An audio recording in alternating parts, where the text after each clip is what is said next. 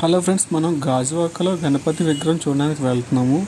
ఇంతకు ముందు మనం ఒక వీడియో పెట్టాం కదా, వినాయక చవితికి ఒక 3-4 డేస్ ముందు పెట్టాము. చాలా మంది చూసారు. అదే టికెట్ ఛార్జెస్ ఎంత అవి కూడా అడిగారు. టికెట్ ఛార్జెస్ అయితే ఫస్ట్ వచ్చి 50 రూపీస్ ఛార్జ్ చేస్తున్నారు. దాని తర్వాత ఇక్కడ గణపతి కాకుండా పక్కన అయోధ్యది పెట్టారు, రాముడిది. అది స్పెషల్గా 25 రూపీస్ ఛార్జ్ చేస్తున్నారు. టోటల్ వచ్చి 75 రూపీస్ ఛార్జ్ చేస్తున్నారు. అక్కడ వీటికి స్పెషల్ వేరేగా, వాటికి స్పెషల్ వేరేగా. ఇది 50 రూపీస్, 25 రూపీస్ ఛార్జ్ చేస్తున్నారు. ఎంట్రన్స్లో ఉంటే టికెట్ కౌంటర్, అది టికెట్ తీసుకోగల లోపల పంపిస్తున్నారు. మనం 3-4 డేస్ ముందు పెట్టాం కదా, అప్పుడు చూస్తే అప్పటికి ఇవన్నీ ఏమి లేవు. ఓన్లీ కలర్స్ కూడా ఏమి చేయలేదు, కూడా కలర్స్ అవి కొట్టలేదు.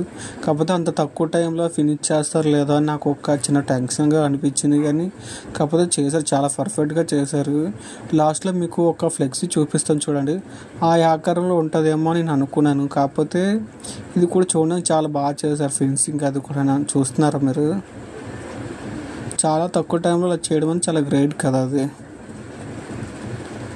కలర్స్ అవి మళ్ళీ అవి డ్రై అవ్వాలి, చాలా టైం పడుతుంది కదా ఇవన్నీ కూడా. కాకపోతే చాలా ఎక్సలెంట్గా చేశారు అది విగ్రహాన్ని. చూస్తుంటే ఒక మహా వినాయకుడిని చూసినడికి కూడా అనిపిస్తుంది కదా.